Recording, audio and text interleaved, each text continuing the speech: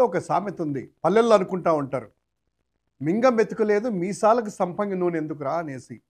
అచ్చం అలాగే ఈరోజు అమరావతిలో జరుగుతున్నటువంటి భూ దందా కావచ్చు, లేకపోతే వాళ్ళు చెప్పే మాటలు కావచ్చు, అలానే తలపిస్తున్నాయి.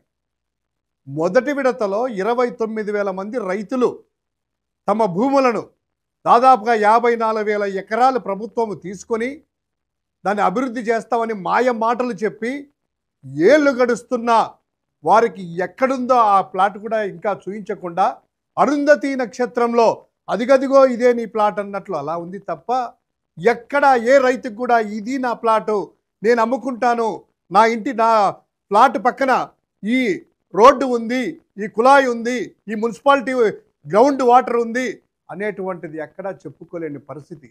అంత బాధల్లో రైతులందరూ కూడాను అల్లాడిపోతుంటే వారిని నట్టేట ముంచి రెండో విడత అని చెప్పి మరో 34,000 వేల ఎకరాలను బలవంతంగా లాక్కోవడానికి నోటిఫికేషన్ ఇచ్చారట. మొదటి విడతలో ఇచ్చిన రైతులు మాకు కుయ్యో ముర్రో అని 29,000 మంది అడుస్తుంటే రెండో విడత అంట. అక్కడ ఏమన్నా 54,000 ఎకరాల్లో ఏమన్నా విశ్వనగరం ఏమన్నా మారిందా? లేకపోతే కనుక మొత్తం అంతా కూడాను కన్స్ట్రక్షన్స్ అయిపోయేసి రోడ్స్ అయిపోయేసి ఇక జాగా లేక రెండో విడతలో లాక్కుంటున్నారా? లేదే. 1 కిలోమీటర్ అయినా కూడా రోడ్డు పడిందా? 217 చదరపు కిలోమీటర్ల దూరంలో రాజధాని ప్రాంతం మొదటి విడత అని చెప్పారు కదా, ఎక్కడైనా కూడాను అలా ఉందా? ఇక ఆ భూములన్నీ కూడా ఏమైనట్టు? 54,000 ఎకరాలు ఎవరికి ఇచ్చినట్టు?